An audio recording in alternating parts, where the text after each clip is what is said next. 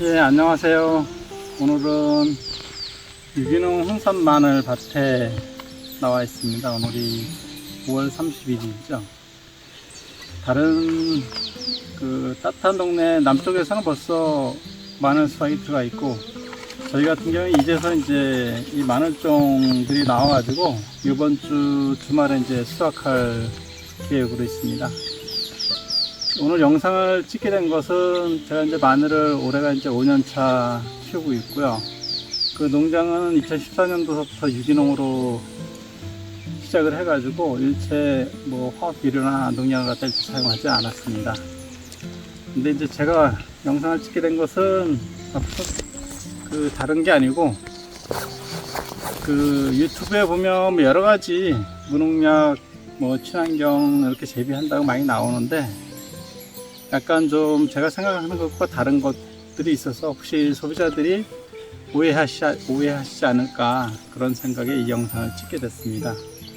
저희 밭은 제 블로그 곰탱이네 오비자팜의 블로그에 와서 보시면 이 밭을 일반 관행농으로 재배를 했던 밭이에요. 근데 제가 요거를 임대를 받아 가지고서 밭을 1년 동안 밭을 만들었습니다. 그리고 나서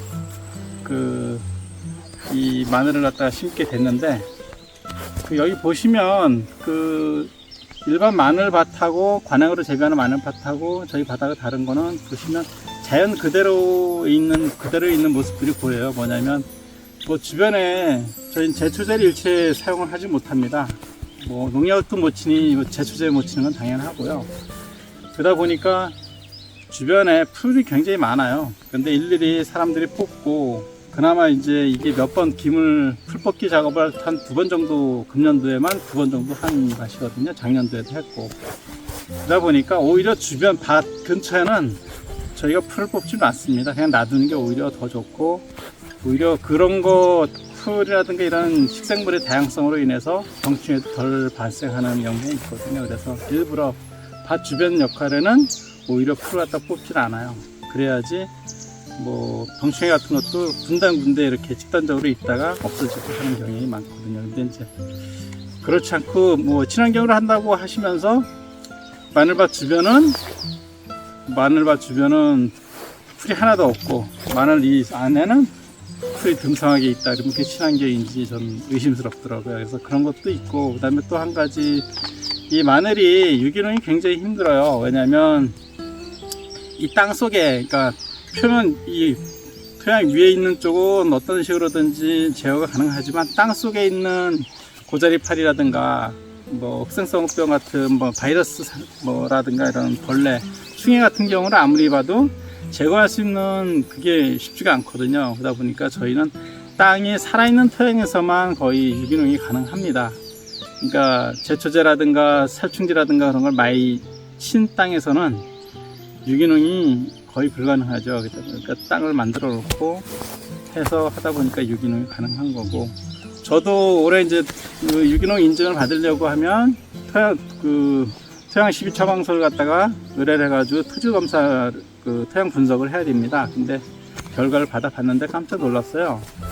1년 만에 거의 토양이 정말로 엄청나게 옥토가 되어 버렸더라고요. 질소이산칼리라든가 그런 게 해가지고 하다못해 웃거름까지 줄 필요가 없을 정도로 이 밭이 옥토가 됐더라고요. 그래서 저도 깜짝 놀란 게, 작년까지 제가 마늘 키웠을 적에 이렇게 크게 자란 적이 없거든요. 물론 이제 제가 저희가 이 홍산 마늘을 갖다 심은 게, 제가 경험을, 여기는 겨울철 같은 경우는 한 영하 35도까지 떨어집니다. 그러다 보니까 너무 늦게 심으니까, 특히 이 홍산 마늘 같은 경우는 늦게 심으니까 제대로 알 굵기가 크지도 않더라고요. 그러다 보니까 이제 제가 경험에 의해서 작년 같은 경우 9월 14일 날 파종을 했습니다. 그러다 보니까 뭐 겨울이 오기 전에도 굉장히 좀 이 줄기 엽이 한 4엽인가 5엽 정도까지 나온 상태에서 월동을 지냈습니다. 그리고 그러니까 완결을 덮어주고 부직포를 덮고 그렇게 해가지고 됐는데, 이 키가 보통 제가 재보니까 한 1m 20 정도가 나와요. 그래서 한번 재보면 바닥에서 이 언덕에서 이제 재는데 보통 1m 20 정도가 나옵니다. 이게 좀 꺾인 거 뭐 그런 거 따지면 그런데, 근데 이 밑에서 재면 뭐 거의 뭐 1m 40 이상 나오죠. 그 정도로 굵고, 또 다른 데 마늘 같은 경우는 제가 좀 이따 이제 나가서 보여드릴 텐데, 다른 데 같은 경우는 옆과 옆 사이가 굉장히 마디가 굉장히 가는데, 아마 저희 같은 경우 토양이 영양분이 많이 좋아서 그런지 몰라도 마디와 마디 사이가 굉장히 길어요. 옆과 옆 사이가 길더라고요. 그리고 또 하나, 이 밭이 워낙 화학비료만 사용을 해가지고 이 밭을 갖다 기존에 임대하셨던 분이 사용을 하셔가지고 워낙 뼈만 남은 토양이라고 그러죠. 그런데 그거를 바꾸기 위해서 가장 좋은 방법은 무항생제로 하는 축분, 그러니까 우분이 있습니다. 그거를 갖다가 거의 한 18톤 정도를 갖다가 제가 여기다 갖다 붓고, 그리고 나서 피고 왕겨를 갖다 덮고, 그 다음에 각종 유기농 자재를 갖다가 해가지고 거름을 하고, 그 다음에 봄에 옥수수를 심고, 수단그라스와 옥수수 심고, 그걸 갈아엎고 나서, 그리고 가을에 파종을 했거든요. 그러다 보니까 아마 영양분이 좋아서 그런지 이렇게 크게 자라고, 또 하나, 제가 올해 같은 경우는 저희가 부직포를 보통 뭐 3월 초 정도, 저희 같은 경우는 3월 초 정도에 부직포를 걷는데, 올해는 유독 추워서 제가 3월 20일, 24일인가 20일경에 부직포를 걷었습니다. 그러다 보니까 질소비료, 그러니까 저희 비료가 아니고 이제 유기농 자재로 쓰는 NK6이라는 영양제가 있습니다. 질소 성분이 많은, 뭐 일반 화학 비료는 아니고 천연 자재로 만든 그런 성분이 있는 그걸 갖다가 그러니까 웃고름으로 줘야 되는데 그 시기를 놓쳤어요. 그러다 보니까 이제 계속 주말마다 부직포를 벗기고 나서 주말마다 연면 시비를 통해 가지고 미생물 자재라든가 아미노팜이라든가, 그 다음에 휴믹산, 풀빅산 뭐 이런 것들 비롯해서 카심제라든가 이런 연면 시비를 갖다가 일주일 단위로 계속 했거든요. 그러다 보니까 뭐 질소 계열의 웃고름을 하지 않았는데도 불구하고 이렇게 계속 커가지고 지금 한 1m 20 이상 자란 그런 상태가 됐고요. 그리고 지금 상태 같은 경우는 이제 저희가 이제 이번 주서부터 주말에 이 마늘종을 갖다 뽑게 되는데, 이 마늘종은 저희는 이제 마늘종을 갖다가 주화를 키우진 않습니다. 제가 주화는 별도로 제가 다른 데서 구입해 가지고 씨마늘 갖다가 주화를 키워서 내년도에 이제 통마늘 갖다 심을 계획이고, 여기는 다 저희가 수확해 가지고 건조해 가지고 판매한 그런 게 갑니다. 그 다음에 주화는 별도로 제가 통마늘 만드는 장소가 별도로 있어서 하우스에서 키우고 있고, 그거는 올해 이제 또 씨를 하고, 또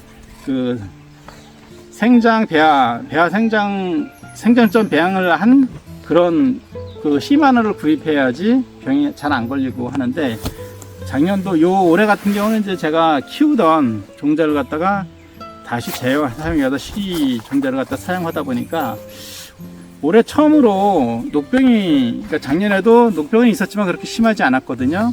지난 주말에 발견했는데, 제가 여태까지 키우면서 녹병은 크게 염려치 않다 보니까 좀 방심을 했어요. 그러다 보니까 녹병이 발견함과 동시에 좀 집중적으로 방제를 했어야 되는데, 월요일날 방제를 하고 나서 한 이틀 후에 수요일날 보니까 이게 조금 더, 그러니까 맞은 데는 확산이 돼 있는데 그 이후로 18일을 치다 보니까 이 바이러스 세균 있지 않습니까? 녹병이. 그래서 이게 18일을 치면서 아마 더 확산이 된 것 같더라고요. 그래서 어제하고 오늘 집중적으로 방제를 했고, 18일을 하다 보니까 거의 25리터 기준해 가지고 거의 뭐 한 1리터 정도를 갖다가 유황을 갖다가 희석을 해 가지고 방제를 했습니다. 그래서 지금도 이렇게 상태 보면 더 확산되진 않는 것 같고요.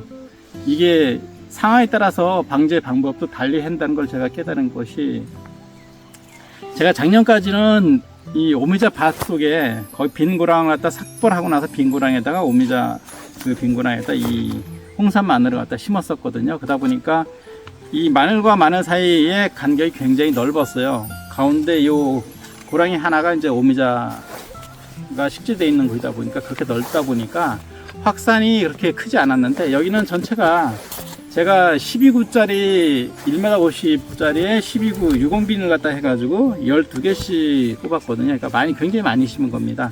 여기 주 통로 다니는 데가 거의 한 7, 80cm 정도 났는데 거의 지금 다니기가 힘들 정도로 그렇게 좁아요. 그러다 보니까 이렇게 밀식 재배 한 대 같은 경우는 방제 방법을 달리 해야 되는데 제가 그걸 간과하고 뭐 땅도 좋고 그러다 보니까 이 뭐 마늘 생육 상태도 녹병을 제외한 어떤 병도 없거든요. 그러다 보니까 뭐 크게 좀 주의를 하고 집중적으로 방제를 했어야 되는데 그렇게 하지 못하다 보니까 이제 지금 약간 확산이 조금 됐어요. 근데 이제 이게 아주 심한 상태는 아니고 지금도 이렇게 보시면 이게 이제 녹병이 걸린 건데 이렇게 보시면 이게 이제 꾸덕꾸덕하게 지금 안정된 상태로 이렇게 돼가지고 아마 오늘 아침에 조금 전에 새벽에 약을 갖다 제가 방제를 했거든요. 그리고 내일 한번 살펴보고 나서 주말에 또 비 온다니까 비 오고 나면 이 녹병의 특성이 뭐냐면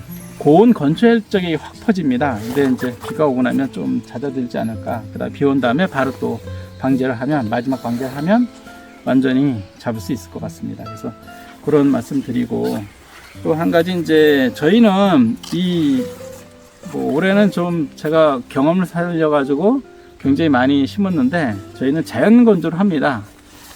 제가 이제 걱정하는 게 제가 마늘을 잘 키워놓고 나서도 이 건조를 잘못해가지고 실패를 좀 많이 했거든요. 하다 보니까 올해는 밭에서 한 3일 정도 말리는데 이 사중지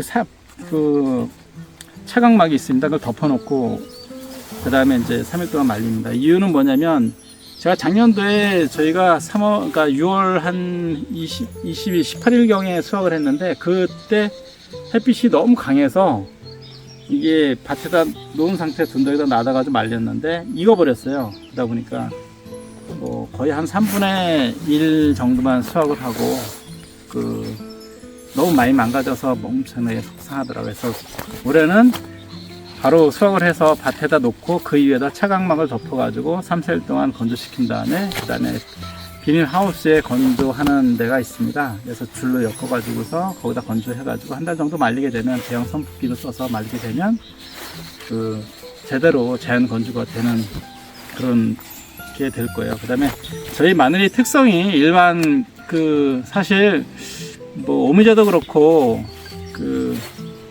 마늘을 갖다가 우리나라 사람들이 가장 많이 먹는 것 중에 하나가 마늘이죠. 4대 채소라고 배추, 무, 그 다음에 마늘, 고추 이렇게 4대 채소인데 거기서도 가장 항암 효과도 좋고 가장 영양소가 풍부한 것 중에 하나가 이제 마늘인데 이게 관행으로 재배한 거하고 유기농으로 재배한 거, 유기농에서도 정말로 질소 계열의 그런 것만 쓰는 게 아니고 순수하게 탄소 순환용법으로 키운 거 같은 경우는 마늘이 썩지가 않습니다.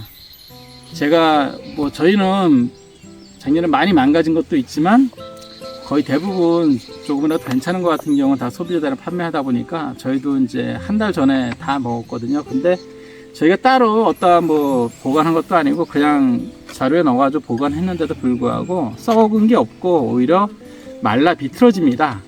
그리고 그 상태에서도 싹이 나와요. 그러니까 일반 관행으로 재배해가지고 유튜브 보시면 마늘을 까가지고서 키친타올을 차고차고 깔고 해가지고 김치통에다 넣어가지고 김치 냉장고에 보관하면 1년 동안 먹을 수 있다 하는데 저희 건 그게 아니고요. 아예 까지도 않고 물론 분리하면 조금 더 좋아질 것 같아요. 제가 봐도. 근데 그 상태에 놔두고 나서 1년이 지났는데도 아무 이상이 없습니다. 거기서 싹이 나와가지고 커가지고 파랗게 올라오는 신기하더라고요. 저도 그거 보면서. 그리고 또한 맛도 그다음에 매운맛도 다른 거하고 많이 틀립니다.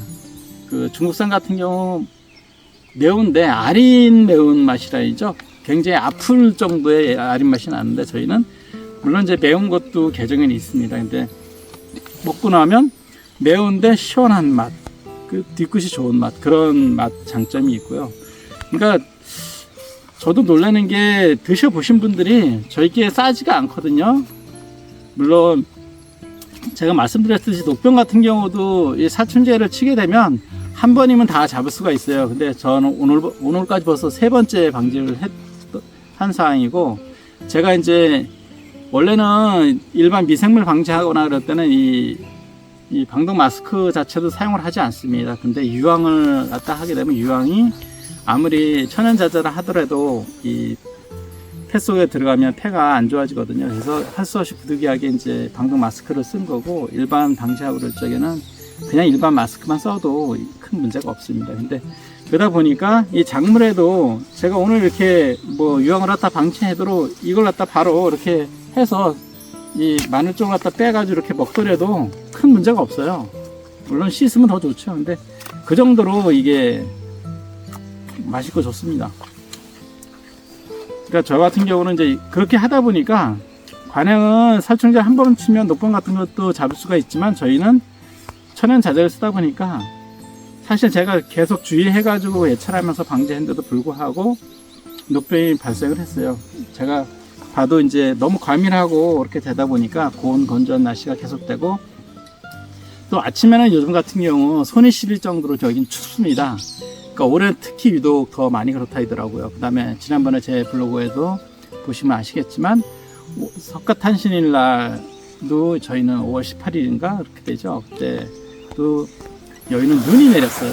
그러니까 참 요즘은 날씨가 너무 농민들을 도와주지 않더라고요. 지금 뭐 오늘 5월 30일, 내일이면 6월달인데 엄청 더워서 아침에도 춥지 않아야 되는데 손이 시릴 정도로 추워요. 그 다음에 낮에는 또 28도에서 30도까지 올라가고, 그러다 보니까 이 병충해가 있을 수밖에 없거든요. 그러다 보니까 이제 좀 그런 일반 관행으로 재배하는 것보다 수고로운 게, 뭐든지 일일이 풀 뽑기 같은 것도 직접 해야 되고, 뭐 풀 약을 갖다 칠 수 있는 것도 아니고, 그런 상태에서 재배하다 보니까 일반 관행농단은 좀 비쌉니다. 근데 저희가 이제 제가 여태까지 키우면서 한 번도 가격을 올린 적이 없었어요. 근데 올해는 저희도 정말 많이 힘들더라고요. 그러다 보니까 이제 모든 자재도 저희가 쓰는 유기농 자재 같은 경우는 일반 관행으로 쓰는 화학 비료라든가 그런 것보다도 2배 이상 더 비싸고, 또 그런 것도 한 포 쓸 것도 한 포 하나를 더 써야 되는 그 정도의 수준이고, 그러다 보니까 올해 부득이하게 한 접당 10,000원 정도 올렸습니다. 그래서 한 접에 10,000원씩, 그러니까 80,000원씩 하는데, 드셔본 분들이 그래요. 저희 마늘 비싸니까 다른 데 드시라고 그러시면, 드셔본 분들이 다른 데 거는 관행해서 보관하다 썩으면 반 이상 버리는데, 그 가격이면 차라리 조금 더 가격을 줘서 그 좋은 마늘을 구입하니까 저희는 오히려 좋다고 그러면서 저희 거를 마늘 계속해서 구입을 하시더라고요. 근데 올해는 정말로 좀, 저도 마늘 농사를 져봤지만 5년째 짓고 있지만 주변 분들이 깜짝 놀래요. 이렇게 지금까지 마늘 농사 어르신들도 보시면서 이렇게 크고 잘 키운 걸 보지 못했다고, 혹시 이게 씨가 어떤 거냐고 씨를 갖다가 하게끔 달라고 많이 하시더라고요. 근데 말씀을 드려요. 씨에 문제가 있는 게 아니고 밭에가 문제가 있다. 저희 같은 뭐 녹병을 올해 같은 경우 저도 이제 깜짝 놀랐는데, 녹병을 제한 죄송합니다. 이 각종 곤충들이 좀 많이 날려다녀서 다른 어떤 뭐 썩은 병이라든가 뭐 그런 벌레라든가 그런 거, 충벌레 같은 건 거의 없고요. 그 제가 나가서 보여드리면 이제 제가 어떤 자재를 썼는지 일일이 다 하나씩 설명해 드리고, 지금 상태 마늘이 어떤지 그것도 자세한 모습을 보여드리도록 하겠습니다. 밭을 만들기 위해서 가장 중요한 게, 가장 먼저 이제 pH, 토양의 pH, 그러니까 산성이나 뭐 알칼리성의 pH를 갖다가 가장 먼저 파악을 해가지고서, 토질 검사하는 목적도 그렇습니다. pH가 산성 토양이냐 알칼리성 토양이냐에 따라 가지고서 이 작물이 그 영양 섭취하는 방법이 틀리거든요. 가장 좋은 건 pH 6에서 7.0 사이 중성이 가장 좋습니다. 그래서 그 알칼리성 비료라도 칼슘 비료를 해가지고 저희는 폐화석을 갖다 정부에서 지원해 주는 걸 갖다 폐화석을 사전에 가장 먼저 여기다가 이제 투입을 했고, 그 전에 이제 물론 이제 왕계라든가 저기 그 무항생제 우분을 갖다가 충분히 투입을 했고요.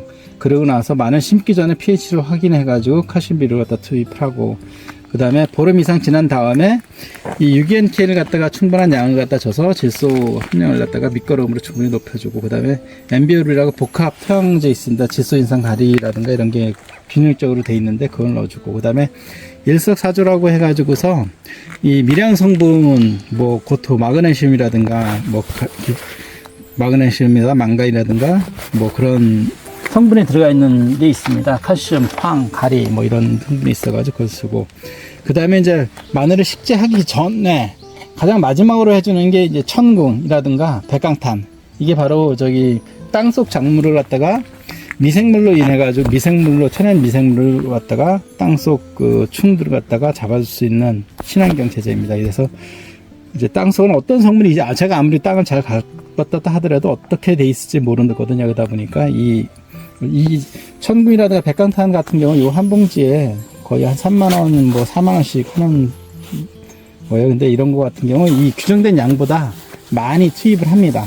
뭐 300평당 만약에 예를 들어 300평당 이걸 한 포로 갖다 만약에 시비한다고 한다면 저희 같은 경우는 거의 3포 정도를 씁니다. 그래도 미생물 자재로 되어 있기 때문에 토양에는 나쁜 영향을 주질 않아요. 그러니까 충분하게 주고 나니까 아마 땅 속에서도 이상 없이 충해 없이 마늘이 잘 자라는 것 같고, 각종 이제 벌레라든가 이거는 이제 마늘에 어떤 벌레가 생겼을 때라든가 마늘레드가 농장에 있을 때에 이 총진싹이라고 그래가지고 대위에서 나온 충사탄이라든가 이런 거 쓰는데, 저는 이제 기존에는 제가 은행나무 열매를 갖다가 우린 물하고 그 다음에 고삼 달인물이라든가 이런 거 제충고 이런 걸 사용해가지고 제가 직접 만들어가지고 썼었어요. 근데 좀 번거롭고 많이 힘들더라고요. 그러다 보니까 지금도 이제 제충국 같은 경우 쓰고 있고, 고삼도 쓰고 있고요, 은행나무 열매도 쓰고 있고, 양파 액기스도 지금 쓰고 있는데, 기존에 만들어 놨던 게 있어서 쓰고 있고, 다른 걸 작년도에 한번 써봤어요. 이런 걸 써봤는데도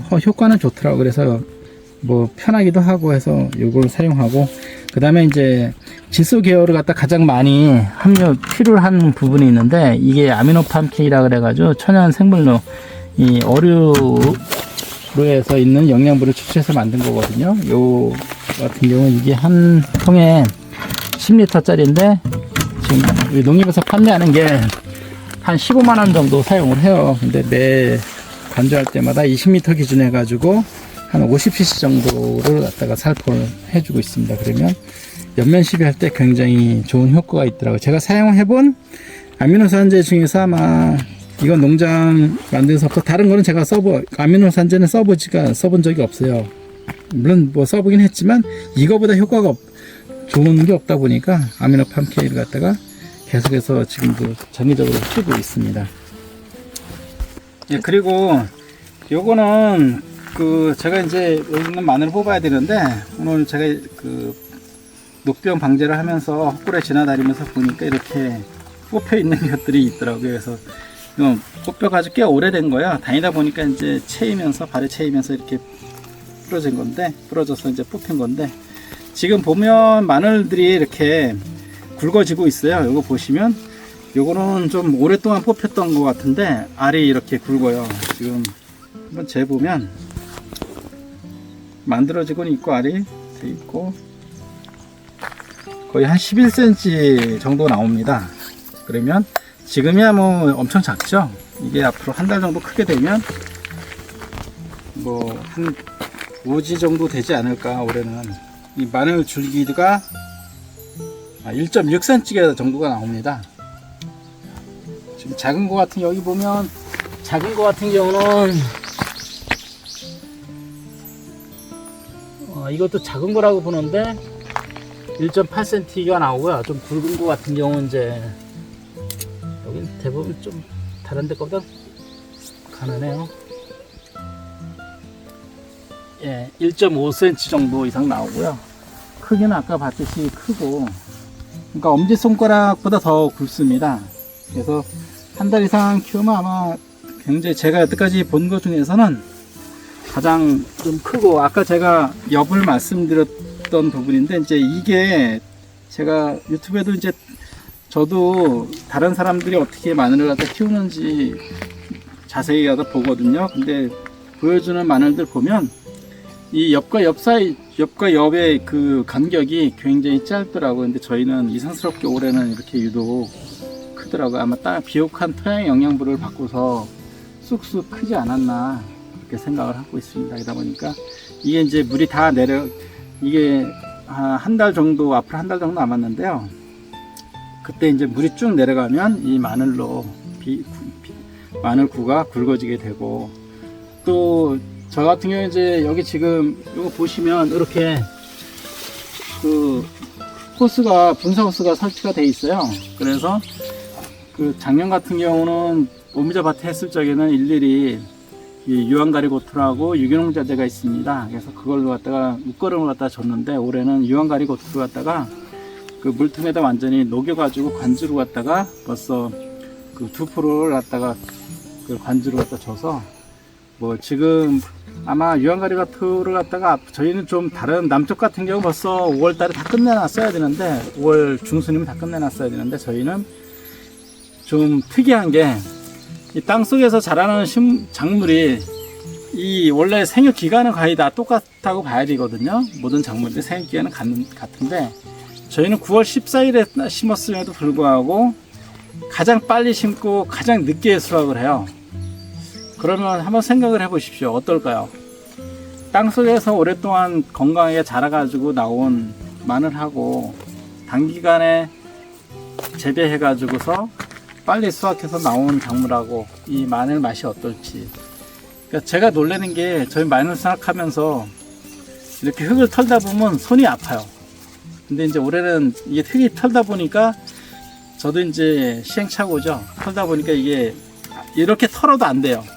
나중에 여기가 까맣까맣하게 해가지고 물러가지고 이 충격을 받아서 마늘이 까맣까맣해가지고 사람들이 보기에 이게 병들었다라고 생각을 하시더라고요. 근데 그게 아니고 흙을 털다 보니까 여기가 멍이 들어가지고 까맣게 잡히는 거더라고요. 그래서 올해는 아예 털지 않고 이렇게 놔뒀다가 바로 햇빛에 건조가 되면 건조장으로 올릴 계획이 있는데, 그래요. 하여간 이 털면서 얼마나 딱딱한지 이게 아파할 정도로 그 수확하시는 분들이 그렇더라고요. 뭘 어떻게 해서 이렇게 딱딱한지 이상하다고 그러는데, 제가 봐도 홍산 마늘이 다른 마늘보다 좀 딱딱하긴 해요. 근데 저희 거 같은 경우는 거의 돌덩이 같습니다. 그래서 저희 거를 갖다가 뭐 삼겹살에다 구워서 같이 드셔보신 분들은 깜짝 놀래요.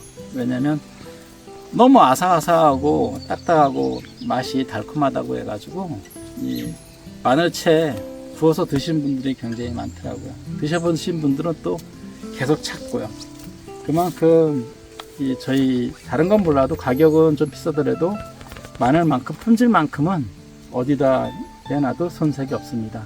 굳이 제가 이렇게 말씀드리는 건 뭐냐면, 일반 관행으로 재배한 거하고 그냥 무농약으로 재배한 거하고 유기농으로 재배한 거하고, 유기농도 직접 땅을 갖다 계속 만들어 가지고 실제 뭐 유기농 자재도 분명히 있긴 하지만 그런 것만 써가지고 만든 거하고, 완계라든가 아니면 뭐 우분이라든가 무항생제, 그것도 일반 우분이 아니고 무항생제를 사용한 우분이라든가 그런 걸 해가지고서 밭을 만든 다음에 수단그라스라든가 호밀이라든가 녹비작물을 재배해가지고 충분히 밑거름을 갖다 만들어가지고 토양이 비슷하게 옥토가 돼가지고 변경시켜가지고 그렇게 그런 자리에서 만든 거하고는 분명히 맛과 향이 다를 수밖에 없다는 것입니다.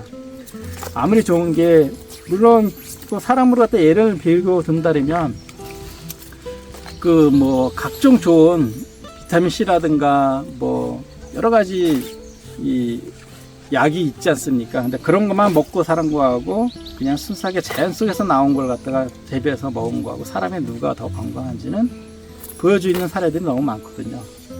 뭐 닌게르 같은 거만 먹고도 사람은 유지할 수가 있어요. 하지만 건강한 삶을 누리기는 어렵거든요. 근데 정말 땅속에 나서 나오는 건강한 토양에서 자란, 거기에 나오는 영양분, 미생물이라든가 각종 그런 걸 갖다가 미량요소라든가 그런 걸 흡수해 가지고 자란 마늘하고, 화학비료 치고 제초제 쳐가지고 풀도 없고 편하게 농사 지은 마늘하고 어떤 게 어떻게 틀릴지는, 저는 물론 제가 농사 짓고 있으니까 알고 있죠. 저희가 농사 짓면서 힘은 들어도 오히려 건강은 좋아져요. 그래서 너무 힘들다 보니까 저 같은 경우는 주량이 많이 늘었습니다. 근데 이제 농사를 안 지을 때는 또 떨어져요. 근데 농사를 많이 짓고 되면 체력은 좋아져요. 근데 제가 만약에 제초제를 치고 농약 치고 화학비료를 준다 그랬을 적에 제 건강도 좋아졌다고는 저는 자신 못 하거든요. 제가 이렇게 그러니까 모든 제가 욕심이 이제 남은 욕심이라면 김장 채소하는 거, 물론 이제 바다에서 나오는 젓갈이라든가 그런 걸 제외하고 그런 거 안 되지만, 이 육지에서 날 수 있는 모든 작물을 제가 다 키워가지고 김장을 할 수 있게끔 만드는 게 제가 하고자 하는 거거든요. 그래서 그런 걸 고추라든가 마늘이라든가 쪽파라든가 배추라든가 지금 이제 계속 시험 재배하고 있는데 생강이 가장 힘들더라고요. 생강이라든가 이런 걸 다 제가 제거해가지고 그걸 먹게 되면 제가 건강해지는 이유는 다 거기에 있는 것 같아요. 아무리 편하고 좋고 하지만 직접 힘들게 어렵게 키워도 그걸 먹고서 다른 사람들이 건강해진다면 그 저 또한 저도 물론 좋겠지만 그 사람들도 더 건강하고 행복한 삶을 살 수 있지 않을까. 제가 아무리 이렇게 얘기를 해도 직접 드셔보시면 정말 어떤 맛인지 아실 거예요. 그냥 비료 줘가지고 키운 맛하고 땅속에 영양분을 먹고 자란 거하고 각종 미생물 갖다 연면시비에 힘들게 매주마다 미생물을 연면시비해가지고 키운 거하고 그런 거 보면 차이가 있을 거랍니다. 그래서 저는 제가 자랑스럽게 말씀드릴 수 있는 거는 진심을 담아서 제가 먹을 수 있는 걸 갖다가 손님들한테 줘야지 그분들도 그거 알고서 그 가치를 인정해 주거든요. 근데 그렇지 않고서 제가 편하다고 해가지고 단순하게 이걸 가격으로만 판단해가지고서 상품으로 판단해가지고 주게 되면 그걸 드신 분들이 정말로 행복하고 건강해질 수 있을까 하는 그런 생각도 저는 늘 한번 해봅니다. 그래서 저는 키우는 게 이제 마늘뿐만 아니라 가장 힘들다는 고추도 키우고, 그 다음에 명이나물이야 뭐 가장 키우기 쉬운 게 명이나물이지만 명이나물도 하고 오미자도 하는데, 오미자도 유기농을 키우는 게 굉장히 힘들다고 해요. 근데 지금 2014년도서부터 해가지고 계속 유기농으로 갖다 해오고 있습니다. 그거는 정말로 어떤 이 농업에 대한 어떤 철학이 있지 않으면 사실 중도에 포기할 수 있을 거예요. 근데 정말로 이거 먹고 건강해지고 좋은 제품을 받고 나서 먹어본 사람들이 너무 좋더라. 다른 데 거하고 왜 이렇게 차이가 나냐 많은 분이 하세요. 근데 그거는 저는 이제 제가 유기농으로 키운다고 하지만 많은 사람들이 유기농을 하고 있어요. 저는 그분들을 갖다가 비하하거나 그런 분들을 뭐라고 막 하려고 하는 게 아니에요. 단지 정말로 유기농을 하고 있다고 하면 그분의 밭에 가서 농장에 가셔가지고 땅의 토양이 어떤지 한번 만져보세요. 밟아보세요. 근데 이제 저는 많이 와서 밟는 건 싫어합니다. 왜냐면 제어조차 밟는 거를 갖다가 땅이 다져지거든요. 그러면 작물이 자라는데 좋지는 않습니다. 근데 만져보거나 밟아보거나 냄새 맡아보면 땅이 틀려요. 그런 데서는 유기농이 가능합니다. 근데 그렇지 않고 땅이 척박하거나 딱딱하거나 어떤 부수한 냄새 그런 게 나지 않는 상태에서는 땅이 안 좋으면 유기농은 거의 불가능하다고 보셔야 돼요. 땅을 만들어 놓고 그 다음에 위에서 내가 알 수 있는 자라는 위에 있는 거는 제가 하지만 땅 속에 있는 건 제가 어떻게 하지 못하거든요. 땅 속에 안정되어 있고 건강해지고 그 안에 영양분이 풍부해져야지 작물들이 자라기 쉬운 거지. 제가 아무리 연면시비만 자란다고 해도 절대로 이 작물이 잘 자랄 수가 없어요. 작물이 잘 자랄 수 있는 가장 기본적인 건 토양이 있습니다. 저는 그런 철학을 가지고서 지금까지 해왔거든요. 그러다 보니까 저는 누구든지 이 농장에 오셔가지고서 만에 하나 당신이 무슨 여태까지 14년부터 해왔다고 하지만 뭔가 이상하지 않았나 해가지고 와서 보시더라도 저희 농장은 다 오픈되어 있습니다. 바로 옆에 할아버지가 이제 전년서부터 오셔가지고 하는데 저쪽은 관행 재배를 해요. 전 굉장히 저도 걱정이 돼요. 저쪽 보시면 한번 이쪽 보시면 이렇게 제초제를 갖다가 치셨어요. 이게 제초제를 치고 그러면 농사짓기 정말 편하거든요. 근데 저는 풀을 깎아요. 외투기로 풀을 다 깎아요. 근데 할아버지한테 제가 말씀드렸던 게 제발 정말로 이쪽은 제가 풀을 깎을 테니까 이쪽으로는 제초제를 치지 마세요 해가지고 안 치십니다. 그래도 저는 걱정이에요. 불안은 해요. 날라와가지고 이쪽으로 가면 어떨까 해가지고. 근데 이제 내년 저희 농장은 그 농약 잔류 농약 검사라든가 유기 인증을 받으려고 하면 이쪽 농장은 무농약 2년 차예요. 근데 무농약도 그냥 무농약이 아니고 유기 전환기 2년 차입니다. 그러면 유기농하고 똑같이 키우는 거예요. 유기농은 아직까지 법적으로는 유기농이라고 말할 수는 없지만 유기 전환기 2년 차이면 유기농하고 똑같이 키워야지만 3년이 지나가면 유기농으로 똑같이 전환이 됩니다. 저는 농장 전체 한 12,000평방미터 정도 되는데 지금 여기 1,360평방미터만 지금 무농약으로 해가지고 유기 전환기에 돼 있어요. 나머지 위에 있는 건 다 유기농으로 전환이 됐고요. 이것도 내년 후년이 되면 유기농으로 전환이 됩니다. 그래서 유기농 이걸 인증을 국가에서 정해주는 인증을 받으려면 잔류농약 검사를 분명히 통과를 해가지고서 농약 성분이 없다는 걸 갖다 판정이 돼야지만 인증을 받을 수 있거든요. 근데 조금이라도 검출되면 무조건 유기 인증이 다 유기농이나 무농약이 다 취소가 됩니다. 그러면 1년 후에 다시 만들어가지고 다시 해야 되는데 뭐 저는 이제 여태까지 저는 뭐 농약을 쓰지 않으니까 문제는 없지만 이 할아버지 때문에 걱정은 되는데 할아버지한테 말씀을 드리니까 할아버지께서 인정을 해주시고서 농약은 이쪽으로는 제출하든가 사용을 안 하시더라고요.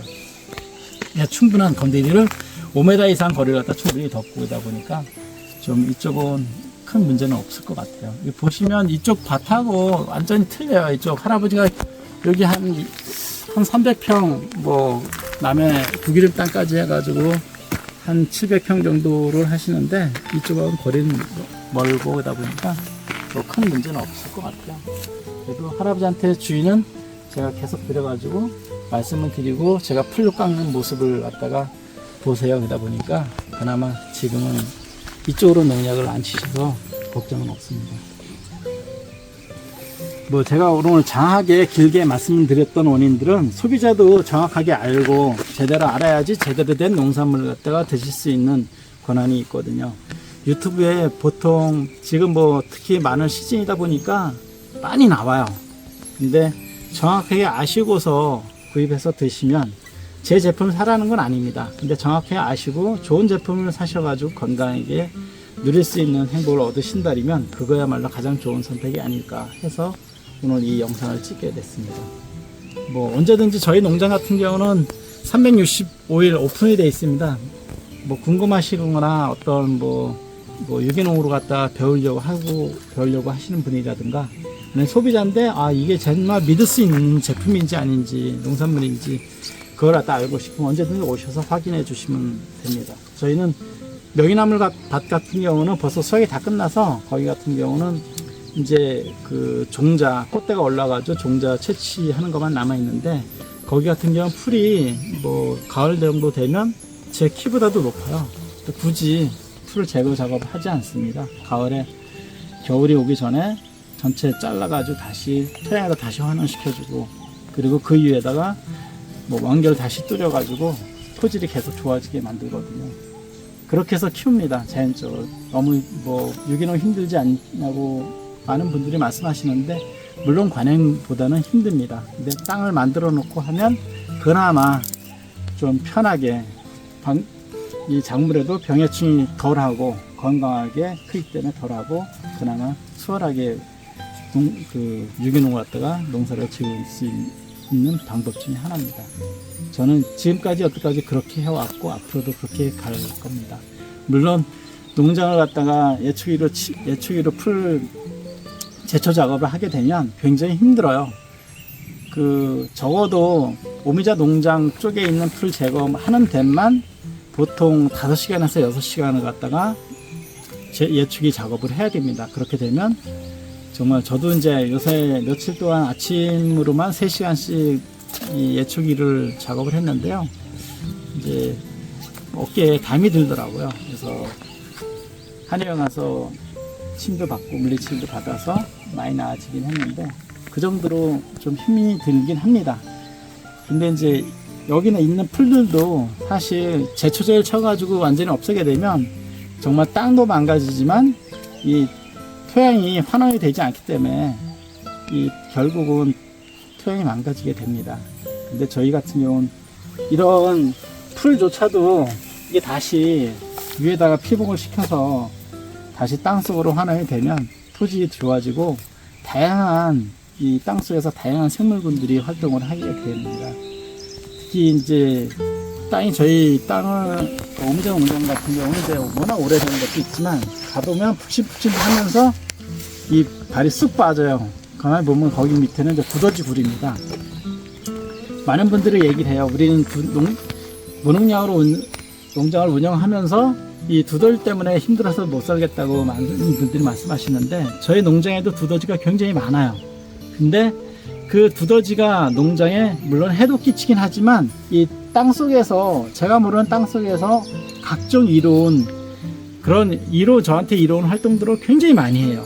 땅속을 갖다 계속 땅속을 파짓고 다니면서 땅속에 토양을 갖다 갈아주고 토양에 공국을 만들어주거든요. 통기구멍을 만들어줘서 오히려 작물들이 그 생활하는 데는 작물들이 자라는 데는 더 좋은 효과를 갖다 발휘하고 있습니다. 물론 오미자에도 피해는 일부는 줘요. 근데 그 피해가 정말로 그 전체 면적에서 농장에서 오미자 키우는데 정말로 큰 면적을 차지하진 않습니다. 그보다 땅속에서 그 땅을 파면서 땅을 갖다가 혼합해주고 갈아주고 그 다음에 미생물들이 각종 살아나올 수 있는 그런 여건을 만들어줘 가지고 땅이 더 풍부하게 옥토가 되는 부분들이 더 크더라고요. 그러다 보니까 거기에 지렁이도 자라고 각종 미생물들 뭐 쥐벌레라든가 뭐 여러 가지 벌레들이 많이 자라다 보니까 그쪽에서 좋은 토양이 만들어지고 그 좋은 토양 속에서 오미자가 자라고 그러다 보니까 저는 두더지가 있는 거에 대해서 오히려 정말로 척박한 토양이고 그 관행으로 재배해가지고 농약치고 제초제친 땅에는 두더지가 없어요. 본인들이 두더지가 있다는 토양은 굉장히 좋은 토양이라고 저는 말씀드리고 싶습니다. 그래서 두더지 피해라든가 그런 거는 너무 걱정을 하지 않으셔도 큰 면적으로 따졌을 때 아마 두더지가 주는 피해 면적은 그리 크지 않을 거예요. 그래서 제가 다시 한번 말씀드리면 저희는 360일 오픈되어 있어서 소비자라든가 농사 짓는 분이라든가 언제든지 오셔서 확인하고 저한테 궁금한 사항이 있으면 제가 안내해 드릴 수 있고 그 제품도 드셔보실 수 있는 시험도 할 수 있는 권한도 주시고요. 언제든지 궁금한 거 있으면 문의하거나 전화해 주시기 바랍니다. 이상 제가 마늘이 이제 조금 있으면 남쪽에서 벌써 본격적인 수확이고 저희 같은 경우 앞으로 한 20일 이상 정도 있으면 수확이 될 것 같아요. 근데 수확하고 한 보름에서 한 달 정도 전장 건조하게 되면 수확이 판매가 되겠죠. 근데 소비자들이 정확하고 좋은 품질의 제품 마늘을 갖다가 드실 수 있게끔 판단하셨는데 도움이 되고자 영상을 찍어봤습니다. 감사합니다.